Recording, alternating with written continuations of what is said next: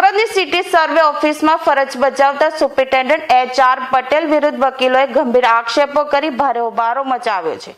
વકીલોના જણાવ્યા અનુસાર જ્યારે તેઓ પોતાની કાયદેસરની રજૂઆતો લઈને અધિકારી પાસે ગયા હતા ત્યારે HR પટેલે તેમની સાથે અત્યંત ઉદ્ધત અને અસભ્ય વર્તન કર્યું હતું। વકીલોએ આક્ષેપ કર્યો છે કે સિટી સર્વે કચેરીમાં સરકારી કર્મચારીઓ દ્વારા વ્યાપક ભ્રષ્ટાચાર આચરવામાં આવે છે અને જ્યારે કોઈ આ બાબતે અવાજ ઉઠાવે છે ત્યારે તેમને દબાવવાનો પ્રયાસ કરવામાં આવે છે। આ ઘટનાને પગલે વકીલોમાં ભારે રોષ ફેલાયો છે। આ ગેરવર્તન અને ભ્રષ્ટાચારના વિરોધમાં મોટી સંખ્યામાં વકીલો સુરત કલેક્ટર કચેરી ખાતે પહોંચ્યા હતા અને કલેક્ટરને આવેદનપત્ર પાઠવી લેખિતમાં રજૂઆત કરી હતી। વકીલોની મુખ્ય માંગ છે કે ગેરવર્તન કરનાર સુપ્રિન્ટેન્ડન્ટ HR પટેલ સામે તાત્કાલિક કાયદેસરના પગલાં લેવામાં આવે અથવા તેમની બદલી કરવામાં આવે। વકીલોએ ચીમકી આપી છે કે જો સરકારી કચેરીઓમાં વકીલો સાથે પણ આવું વર્તન થતું હોય તો સામાન્ય જનતાની સ્થિતિ કેવી હશે તે કલ્પના કરવી મુશ્કેલ છે। આ મામલે તપાસ કરી ન્યાય અપાવવા માટે વકીલ મંડળ દ્વારા દબાણ આજે અમે કલેક્ટર સાહેબને રજૂઆત કરવા આવ્યા છે કે સિટી સર્વેની કચેરીમાં સુપ્રિન્ટેન્ડન્ટ બેફામ બની ગયા છે। વકીલો રજૂઆત કરવા આવે છે તો સાંભળતા નથી અને મારા જેવા સિનિયર વકીલને એમ કહી દીધું કે તમારે ઓફિસમાં આવવાનું નહીં, ગેટ આઉટ।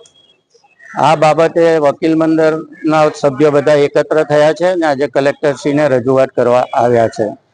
બાબત એવી છે કે અગાઉ ખોટી રીતે આ જ સુપ્રિન્ટેન્ડન્ટ HR પટેલે નોંધ રદ કરી અને એના અનુસંધાનમાં અપીલ કરવામાં આવી। સિટી પ્રાંતે અમારી રજૂઆત માન્ય રાખી એ હુકમ ફરીથી સિટી સર્વેમાં હુકમ સાથે અરજી કરી 7 મહિના સુધી એમને પ્રાંત સાહેબના હુકમની એન્ટ્રી ન પાડી અને હું 7 મહિના પછી તપાસ કરવા ગયો તો મેન્ટેનન્સ સર્વેયર વોર્ડ નંબર 10 મને એમ કહે છે કે તમારે મેડમને મળવું પડશે। એટલે મેડમને અમે બંને મળવા ગયા તો મેડમે એ સર્વેયરને પકડાયો કે તું વકીલને લઈને ઓફિસમાં કેમ આવ્યો?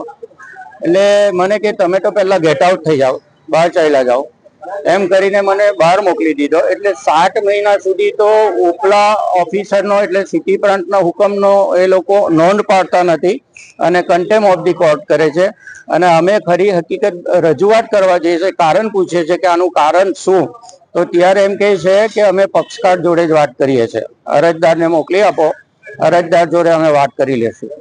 મેં કીધું અંદર વકીલ પત્ર રજૂ કરેલું છે, અમને બધી સત્તા છે, તો તમે એન્ટ્રી ન પાડવાનું કારણ શું તે જણાવો, મારે તમારી જોડે વાત કરવી જ નથી, ઓફિસમાંથી બહાર ચાલ્યા જાઓ, એમ કરીને વકીલોનું અપમાન કરે છે। દરેક વકીલો, ઘણા તો જુનિયર વકીલો છે, સહન કરી લે, પણ હું તો સિનિયર વકીલ છું એટલે મારાથી આ સહન ન થાય। આજે વકીલ મંડળના પ્રમુખથી માંડીને બધા સિનિયર એડવોકેટ પદાધિકારીઓ સાથે કલેક્ટરશ્રીને રજૂઆત કરી છે કે આવા અધિકારીઓ, ભ્રષ્ટ અધિકારીઓને અહીંથી કાઢો અથવા તો એમને ઘરે બેસાડી દો, કારણ કે પ્રજામાં ખૂબ જ આ માટે નારાજગી છે, અસંતોષ છે।